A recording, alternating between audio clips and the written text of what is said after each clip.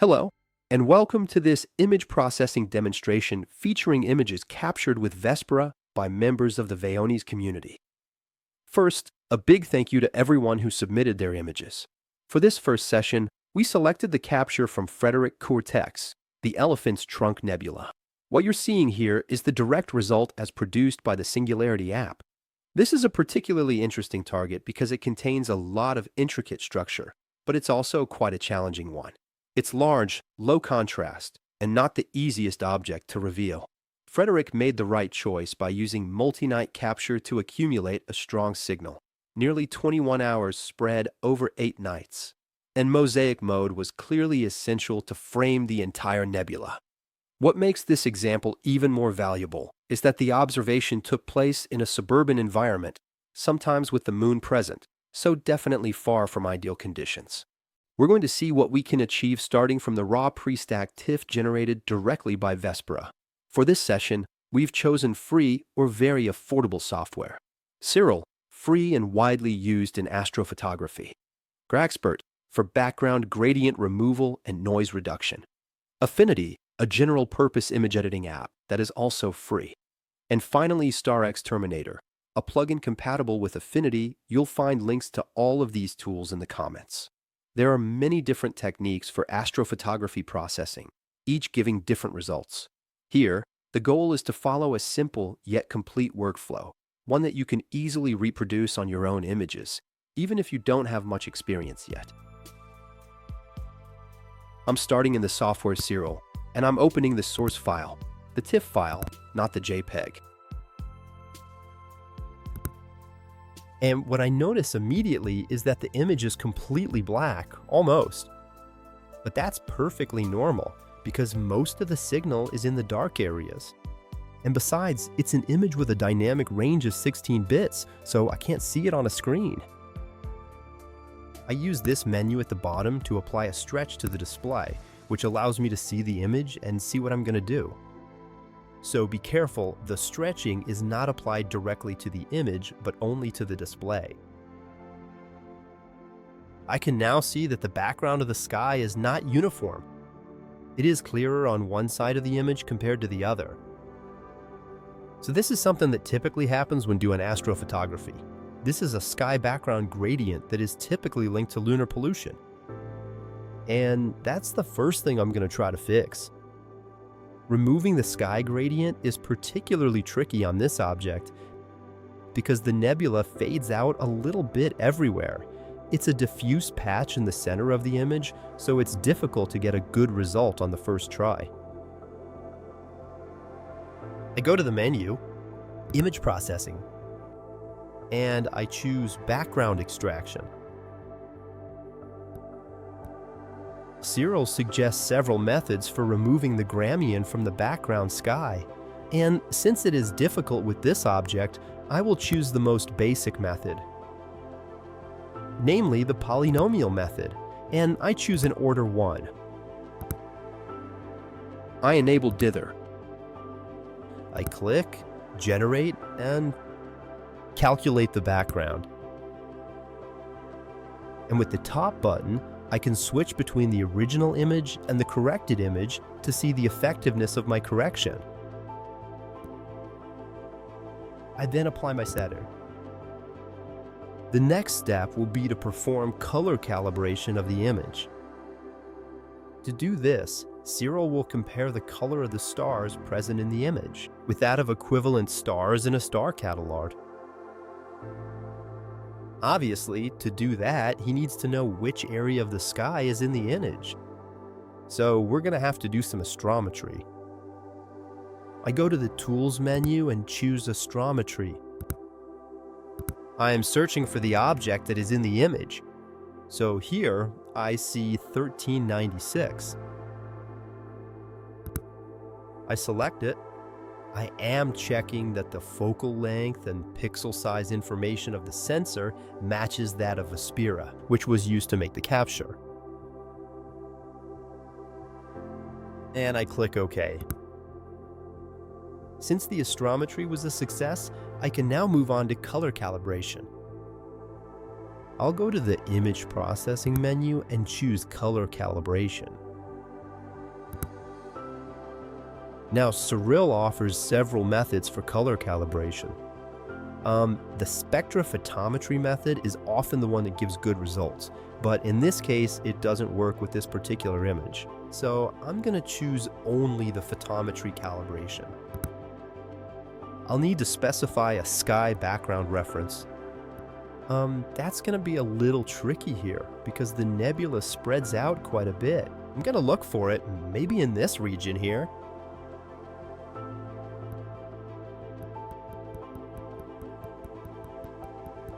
There, around here. I'm gonna define a selection here. I'll disable automatic detection and I'll choose my selection as the reference. And I'll start the calibration.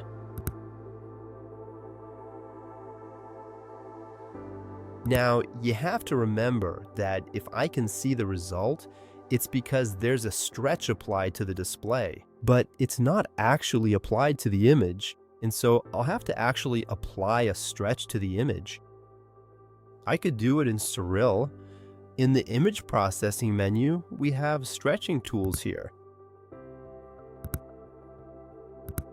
But for flexibility reasons, I'm going to do it in Affinity instead. I'll save the result of my work in SIRIL so I can reuse it in Affinity.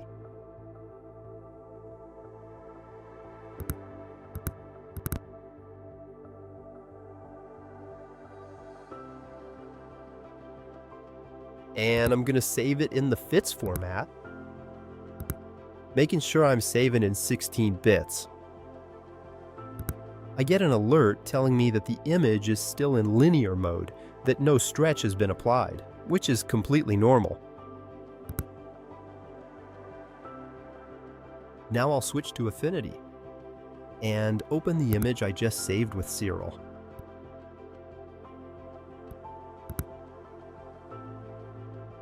I'll check that I'm in the pixel persona. Affinity is an application that works on the principle of layers. Each new layer brings an adjustment to the image and remains editable at any time. So it's a non-destructive workflow, and that's one of the advantages of using Affinity. The list of layers is in a panel on the right side of the interface. And I can already see that I have a layer for the image from SIRIL. And Affinity has automatically added a tone stretching layer. It did that because we opened an image in the FITS format. To edit the parameters of an adjustment layer, you simply click on its icon. For stretching, Affinity offers several methods. The one I'm going to use is structural. I'm going to leave the gamma at 1. I'm going to push the stretch factor to the maximum, and I'm going to reduce the compression to 0. Now, these settings are suitable for this image, but other images will require different settings. At this point, obviously, the stretch isn't enough to really bring out the nebula, so I'm going to keep working on that aspect. But before that, I'm going to remove the stars so I can work only on the nebula without affecting the stars. I'll right-click on one of the layers and choose Merge Visible, which gives me a new, independent layer that combines all the adjustments I've made up to now. And it's on this layer that I'm going to remove the stars. So this is the point where I'll bring in StarX Terminator, which I can find in the Filter menu, located under Plugins, and here it is.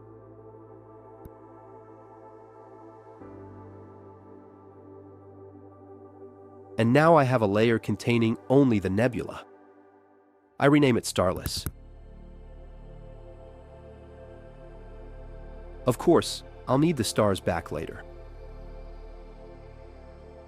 And so I'll have to create a layer that contains only the stars. Since I have a layer here without the stars, if I deactivate it, underneath I have the complete image. Well, to get a layer with only the stars, it's simply going to be the difference between the two.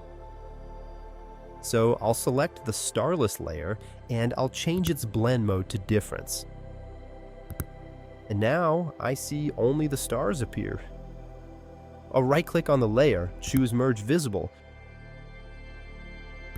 which gives me an independent layer that contains only the stars. I switch its blend mode to screen.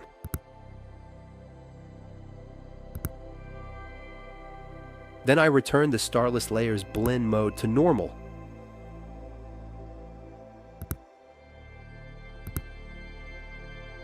And I'll take this opportunity to rename the layer that contains only the stars to stars to stay organized. Now, I can enable or disable the stars layer to see the image without the stars or with the stars. I'll disable it for now, since I'm going to work on the nebula. I'm going to continue the stretching, this time using a curves adjustment layer.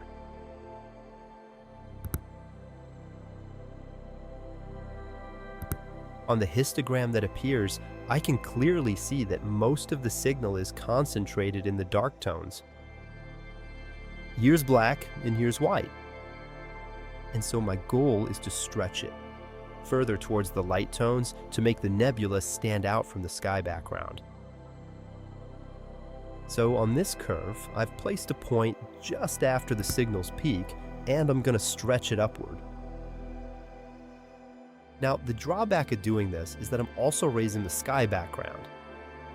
So I'm going to place another point very close to the dark tones and pull it down to restore a darker sky background. Then I'll flatten the curve to avoid clipping the highlights.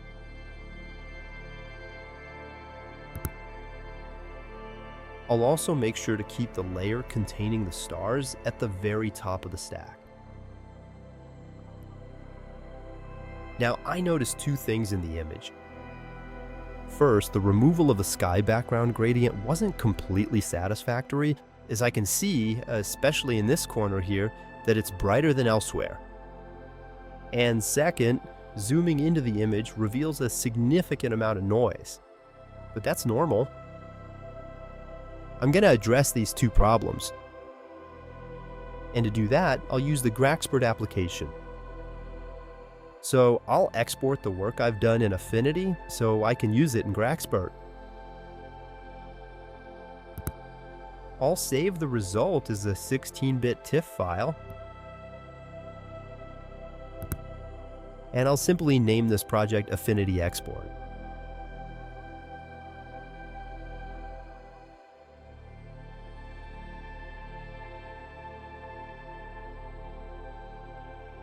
Now I'll switch over to GraXpert and open the image I just exported from Affinity.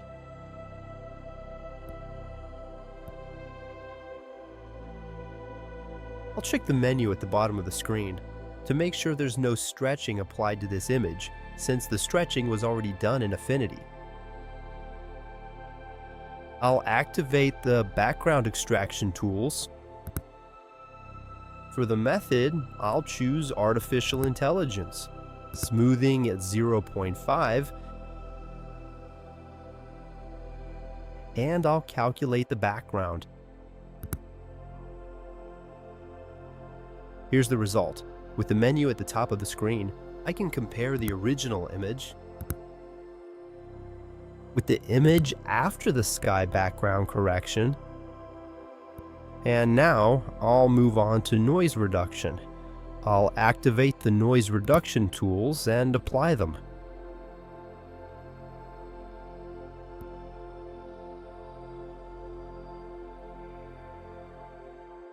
Again, with the top menu, I can compare the result with the original image. I'm done with GraXpert. All that's left is to export the image so I can use it again in Affinity. I'll check that I'm saving as a 16-bit TIFF. And save the processed image. and I'll call it GraXpert Expert.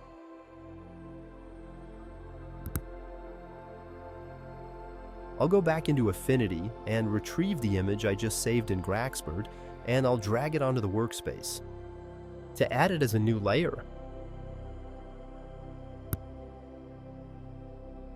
So if I zoom in, I notice I still have some residual noise, so I'm going to complete the noise reduction using the tools available in Affinity Photo. I'll go into the Small Filters menu, and there I'll choose Denoise.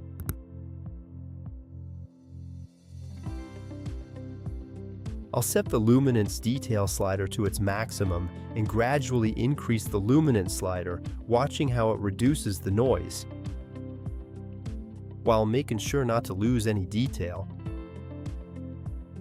There we go, I'll go up to 30%.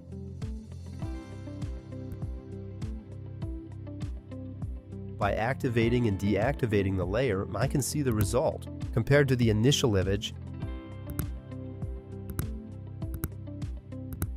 and it has indeed reduced the noise quite well.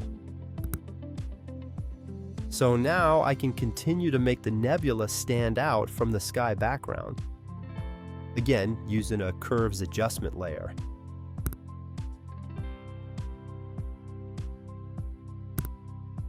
I'll place a point after the signal's peak and pull it upward. I'll place a point to lower the dark tones, and I'll flatten the top of the curve to avoid clipping the highlights. Now, at this stage, you might think that the area all around the nebula is way too bright. Should it be black? Is that really the sky background? Well, first, we can see that in the details of the nebula, for example here where we have Bok globules, or over here, there are dark nebulae that stand out against the background. So obviously, there's something here, and it shouldn't be black. To know exactly what we're dealing with, it's helpful to look at a reference image of this object. For example, we can go to the Astrobin website and search for the object, and try to find a wide field image of the object to see what's around it. For example, this one looks variegated. And what we actually see here is that around the core of this nebula, there are gas clouds pretty much everywhere. And it's not black anywhere. In reality, when you observe the sky, especially in the direction of the Milky Way band, the sky background is never black. The blackest regions ultimately are those occupied by dark nebula because they block the light emitted by the stars and other nebula behind them. But all around there's gas everywhere and it shouldn't be black. So in our image as well, it shouldn't be black. So let's go back to our image. And now I'm going to work on the color contrast and the style of the image. Now there are several tools in Affinity to do this, and I'm going to use the selective color adjustment here. I'll check that the last curves layer is selected, and in the adjustment layers menu, I'll choose selective color. Here, I have the option to adjust the different hues of the image. And since I have a red dominant, I'm going to work on that one. So in the red dominant regions, I'm going to decrease the amount of cyan. There, maybe -40. Slightly increase the magenta hue to 5. And strongly increase the yellow hue. Let's see, maybe up to 60. I'll activate the stars layer to see the result with the stars. And I'm going to take this opportunity to flip my image because it's inverted. There, it's in the right orientation, and with the classic orientation, the elephant's trunk is at the bottom of the nebula. Now I'm going to work on sharpening the details. So I'm going to deactivate the stars layer to better see what I'm doing. And I'm going to use a filter called Multiband Sharpened. I'll set the base radius to 0.5. The number of bands, I'll leave it as it is. I think I'm going to increase the band range value a bit. And most importantly, I'll increase the contrast. Again, by toggling the layer, I can see the difference my operation has made to the image. Sharpening details always tends to bring back some noise. Since I'm using a non-destructive workflow here, I can go back to my noise reduction layer to see if I can get a better result. I'll open the layer settings window and increase the luminance slider. We can push it all the way. It doesn't seem like we're losing any detail. And we reduce the noise a bit. There, I'll reactivate the stars layer to see the final result. And then I'll make one last small adjustment to gain a bit more contrast and maybe darken the edges of the nebula a little. Again, using a curves adjustment layer.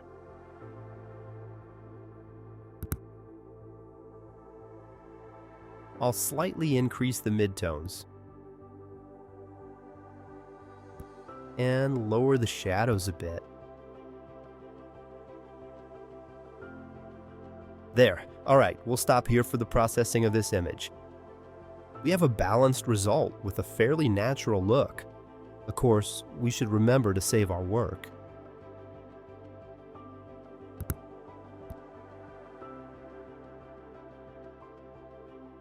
And then we can compare it with the image we initially had in Singularity.